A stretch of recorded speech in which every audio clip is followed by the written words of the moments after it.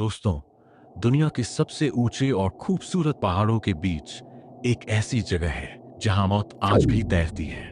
Imagine कीजिए, आप हिमालय की 16,000 फीट की ऊंचाई पर हैं। यहाँ हवा इतनी पतली है कि सांस लेना भी मुश्किल है। चारों तरफ सिर्फ सफेद बर्फ और एक मौत जैसा सन्नाटा। चलते चलते आपकी नजर एक झील पर पड़ती है। झील का पानी कांच जैसा साफ है, पर जैसे ही आप झुककर पानी के अंदर देखते हैं, आपके रोंगटे खड़े हो जाएंगे।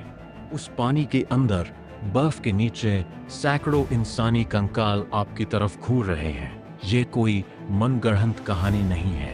यह है उत्तराखंड की डरावनी रूपकुंड लेक, जिसे पूरी दुनिया द स्केलेटन लेक के नाम से जानती है। बात है साल 1942 की। पूरी दुनिया वर्ल्ड वॉर 2 की आग में जल रही थी। नंदा देवी नेशनल पार्क के इन सुनसान रास्तों पर एक British forest ranger HK. Madhwal अकेला पेट्रोलिंग कर रहा था। अचानक एक खाई के पास उसे कुछ अजीब दिखा। बर्फ के बीच से निकली हुई एक इंसानी हड्डी। जब उसने आगे बढ़कर बर्फ हटाए तो उसके पैरों तले जमीन खिसक गई। वहां एक नहीं, 2 नहीं, बल्कि 500 से ज्यादा कंकाल बिखरे पड़े थे। खोपड़ियां, बाल और सदियों पुराने कपड़ों के चिथड़े। ब्रिटिश सरकार घबरा गई। उन्हें लगा कि यह जापान की सेना है जो पीछे से हमला करने आई थी और ठंड से मर गई। लेकिन जब इन हड्डियों को फॉरेंसिक लैब भेजा गया तो एक ऐसी सच्चाई सामने आई जिसने सबके होश उड़ा दिए। ये कंकाल ताजे नहीं थे, ये 1000 साल पुराने थे। आखिर 1000 साल पहले इतनी ऊंचाई पर इतने सारे लोग एक साथ कैसे मरे? यहाँ के लोकल गांव वालों के पास इसकी एक खौफनाक कहानी है। कहा जाता है कि 9वीं सदी में कन्नौज का एक अहंकारी राजा जस्थवल अपनी रानी और सैनिकों के साथ नंदा देवी की पवित्र यात्रा पर निकला था, पर उसने पहाड़ों के नियम तोड़ दिए। उसने इस पवित्र जगह पर शोर मचाया, नाच गाना किया।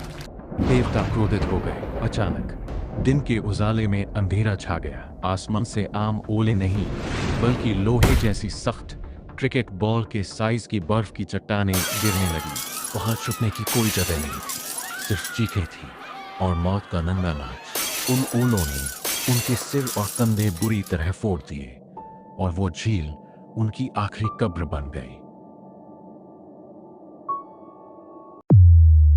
कहानी यहां खत्म नहीं होती।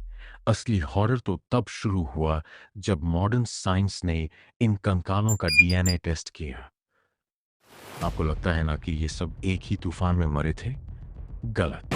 साइंटिस्ट्स जब माइक्रोस्कोप के अंदर इनकी रिपोर्ट देख रहे थे, उनका दिमाग सुन्न पड़ गया। इन कंकालों में से कुछ लोग इंडियन थे, लेकिन कुछ लोगों का डीएनए डायरेक्ट यूरोप और ग्रीस से मैच कर रहा था। 1 मिनट, 9वीं सदी में हिमालय की इन जानलेवा चोटियों पर यूरोपियन लोग क्या कर रहे थे? पर सबसे बड़ा झटका अभी बाकी था। कार्बन डेटिंग से पता चला कि इन सब की मौत एक साथ हुई ही नहीं थी। कुछ कंकाल 9वीं सदी के थे और कुछ 19वीं सदी के। इनकी मौत के बीच लगभग 1000 साल का फर्क था।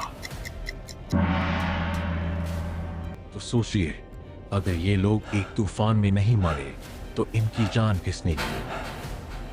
क्या वहां कोई ऐसी अनजानी ताकत है जो हर सदी में लोगों को अपनी तरफ खींचती है? क्या इन अलग अलग देशों के लोगों को किसी एक ही चीज ने मारा है? और आज भी जब गर्मियों में झील की बर्फ पिघलती है तो वो हड्डियां पानी के ऊपर तैरने लगती हैं, जैसे आज भी वो अपने कातिल का इंतजार कर रही है। रूपकुंड का राज बर्फ के नीचे दफन है और शायद वहां कुछ ऐसा है जो इंसानों को कभी नहीं जानना चाहिए।